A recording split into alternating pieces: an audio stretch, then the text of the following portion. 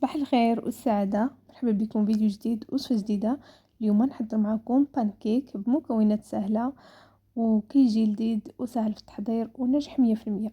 إلا كنتم مهتمين بجديد وصفاتي ما تنساوش تضغطوا على اشتراك والجرس ولايك باش توصلوا بجديد وصفاتي. على بركة الله ندوزو للطريقة.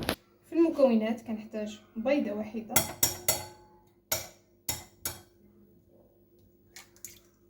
وغنزيد 3 ملاعق كبار من السكر، وبالنسبه للنكهه غنزيد ساشيه وحده من النكهه ديال الفاني، اولا ديروا قشور ديال الحامض اولا ديال البرتقال، لكم الاختيار. وغنزيد قبيصه من الملحه. ودابا غنخلط هاد المكونات جيدا حتى يذوب السكر.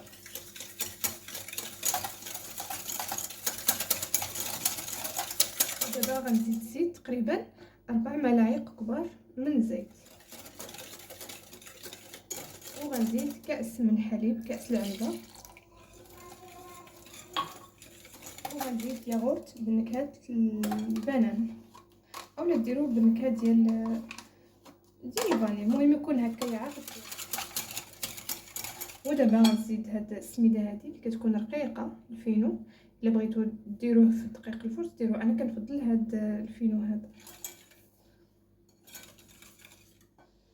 وغنزيد خماره وحده من خميره الحلويات 8 غرام.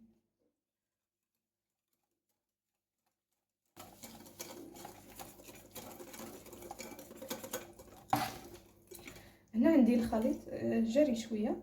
هنا الخليط ديال البانكيك تيكون ثقيل شويه على الخليط ديال الكيك. هنا غنضيف نصف كاس، ضفت 2 كؤوس، دابا غنضيف نصف كاس.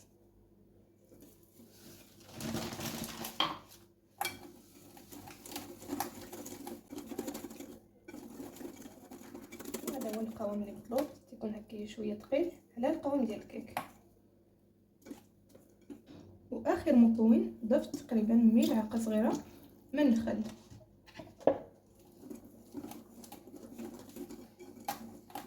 ودابا غندوز نطيب الكريب اولا عفوا البانكيك، راه كيتشبهوا ليا. كنحتاج هذا المقلاه ديال البغرير. وهنا المقلاه بعد ما سخنات كندهنها بقليل من الزبده اولا الزيت الا كانت كتلصق، الا ما كتلصقش بلا ما ندهنوها بالزيت. ودابا غنطيب البانكيك. هنا طريقه الطياب مهمه جدا. هنا كنقص البوطه، وهنا كنعبر بالمعلقه باش هكايا نحصل على نفس الحجم ديال البانكيك. كنضيف 3 ملاعق كبار من الخليط ديال البانكيك. وهنا باش نعرفوا بانكيك طايب من الاسفل حتى يبان لينا شكل هاد الفقاعات. دابا غنقلبوا.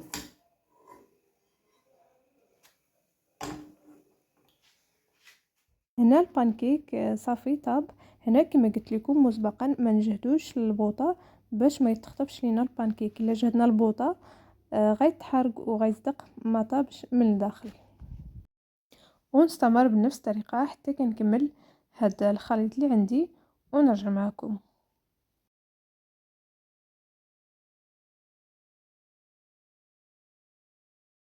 وهذا هو الشكل ديال البانكيك بعد ما طيبته، كيجي هكايا ناجح، واهم حاجه سهل في التحضير ولذيذ. وهذه هي وصفه اليوم، نتمنى تنال اعجابكم. وإلا عجبتكم كما العاده ما تنساوش تعليق زوين للفيديو ولايك وتشاركوا الفيديو مع الاصدقاء والعائله.